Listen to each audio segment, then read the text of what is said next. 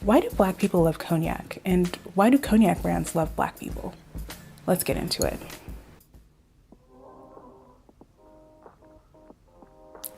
This is a story of racism, hip hop, and scotch. Let's go back to the 1940s. Prohibition is over and there's a war on, so American whiskey is actually in a pretty big downswing. These times of constraint produce milder and more blended whiskeys, and the big whiskey swing we have now actually doesn't kick off until the 80s, when scotch is on the rise. For Black Americans, this increasingly diluted product was undesirable for additional reasons. Affordability had stemmed from free or cheap labor from Black people in the South, and hell, it wasn't that long ago that we finally got rid of all the Confederate battle flags off of American whiskey bottles. Now imagine you're Black and in France fighting a war and they're treating you, well, better. And you get into brandy and cognac. Many soldiers bring some back with them.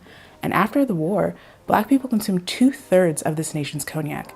Even up to a few years ago, 40% of America's cognac was bought by Black people.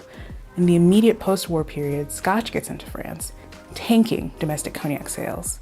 For a while, Black American consumption is what's keeping cognac afloat. Slowly, Scotch starts getting big in the US, and it might be curtains for the cognac industry. But then, there's the birth of hip-hop. To non-Black people in the 80s, cognac was this stuffy drink old white people drink. But hip-hop's biggest names made cognac cool and sexy. Early mentions reference Hennessy, maybe Remy, but it's Busta Rhymes and Puff Daddy's Pass the Courvoisier that really expand the consumer knowledge base of brands. For 30 years, cognac has benefited from the often free advertising in rap and hip-hop music. But cognac knows that Black people saved it. Hennessy in particular pours money into Black communities in the US. It's liquor's most interesting relationship, so I understand if you've ever wondered,